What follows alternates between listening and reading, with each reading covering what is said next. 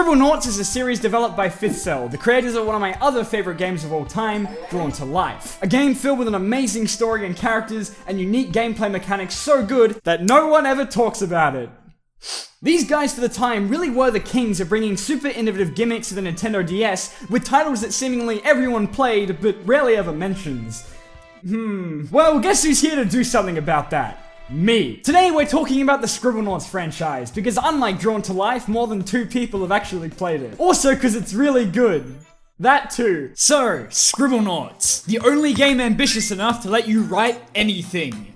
Except some things. You play as a kid named Maxwell, who is just the cutest little doof, who has a chicken hat? Honestly, what is that? And are armed with a magic notebook that can summon basically any object. The first in the series was released in 2009 and was a game that I played constantly. $50? That's right, I got 50% off, we're all good. And it remains to this day the first and only puzzle game I've actually ever beaten.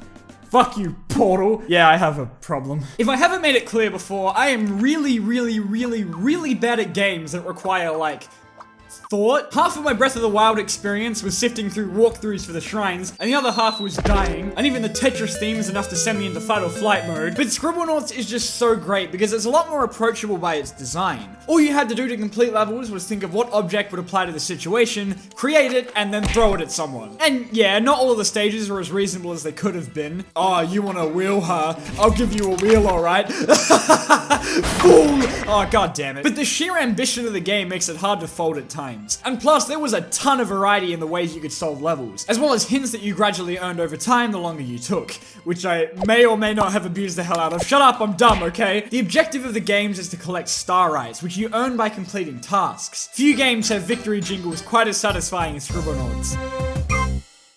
Also, for all you aspiring Albert Einsteins out there, yes, you could just write Starite and have it appear, but it wouldn't beat the level for you. Yes, I have tried this many times. There is a win button though.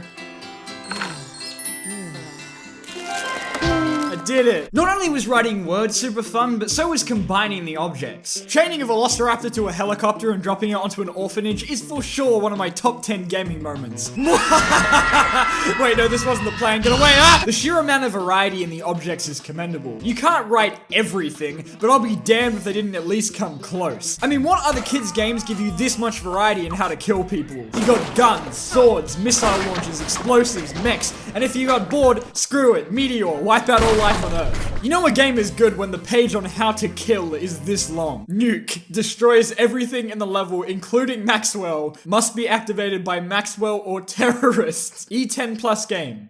Terrorist. Also, you can kill children in these games.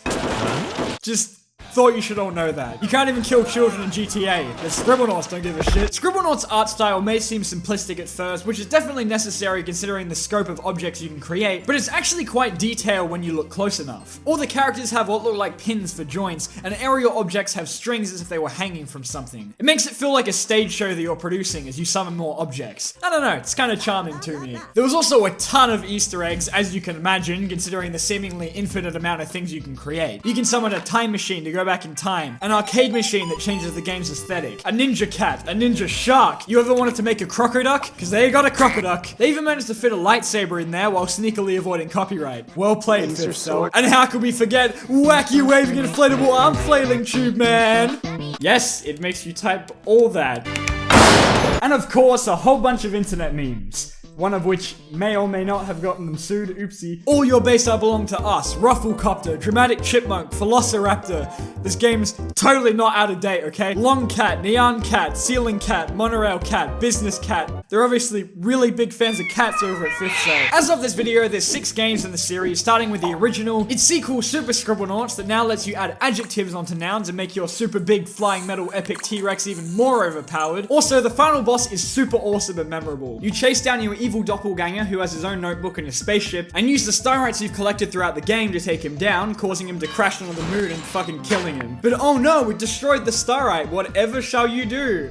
Well, just create one, which kind of raises the question of what the hell the point of the game was if that's all of a sudden gonna work. After that was Scribblenauts Unlimited, which is in my opinion the definitive Scribblenauts game. It's on a much bigger scale than all of the others, now with multiple worlds to explore, an actual plot, and decorated landscapes. The Unlimited in the title refers to the amount of shit you can create because it seemingly never ends. Next was Scribblenauts Unmasked, which is basically Unlimited but with Batman. Scribblenauts Remix, an iOS port of Super Scribblenauts with some added levels that's kind of been made obsolete now that Unlimited's also gotten an iOS port. And Scribblenauts Showdown, a minigame collection and the latest release in the series. I've played all of the games aside from Showdown, both because it's a party game and also because new Switch games are really expensive, okay? Leave me alone. So I hope the super passionate Scribblenauts Showdown fandom doesn't hate me for this video. There was also a cancelled iOS game called Fighting Words, which just from the title alone sounded awesome. But yeah, despite the original and Super being the ones I played the most, Unlimited is really the Scribblenauts as I see it. The following games didn't really improve upon it, they just threw in DC characters and called it a day. Still bought it though. I remember one of the major reasons I wanted Unlimited was learning of the ability to summon Mario and Zelda characters with your notebook, and man did I ever want to ride a giant fast Mario, so I grabbed the PC version, only to find out that Mario wouldn't work for some reason, which I later learned was because only versions of the game on Nintendo platforms let you do that, which, you know, fair enough. So I grabbed the 3DS version, still didn't work, because as it turns out, it was only the Wii U version that let you do that. And that's the story of why I bought like 50 copies of Scribblenauts Unlimited. Thanks for watching. But I guess getting the PC version worked in the long run, since now it has mods! Who needs Mario when I can have Thanos, Sonic, Pikachu, and Sans? Yay! The mods make this game like 1,000,000,000% better. It's so surreal seeing all these things running around with Maxwell. As a kid, I always wanted these blatantly copyrighted characters to be creatable, and man did I ever try. But now it's actually a reality, and it's every bit as weird as I thought. I love it. It keeps the game feeling fresh. There's really no limit to what weird shit people can put in the game now, which is both a good and bad thing.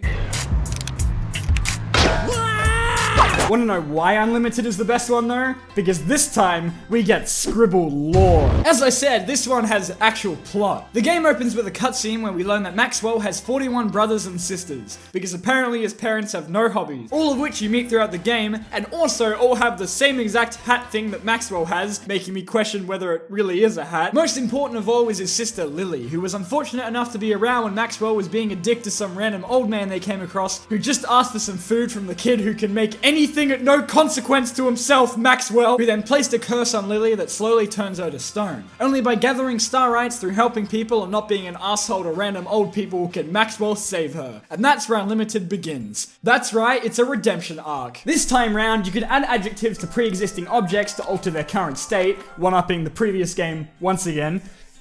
Don't need you anymore. Meaning you can make anything dead, should you choose to.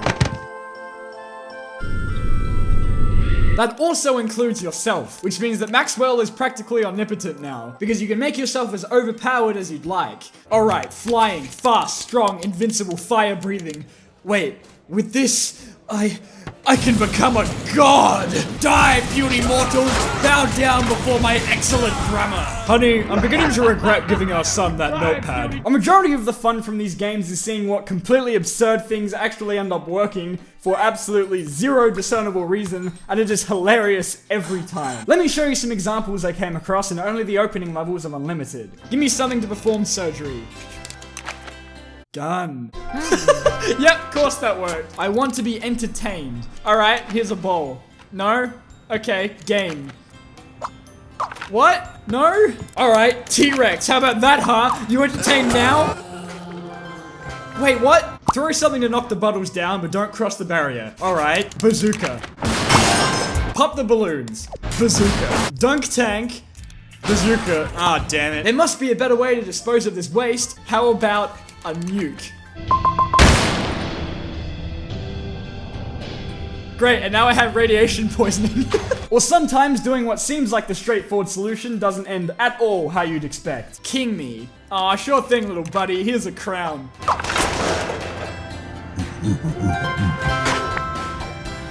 What have I done? Or sometimes it just doesn't work at all. I'm ready for a new school to move in.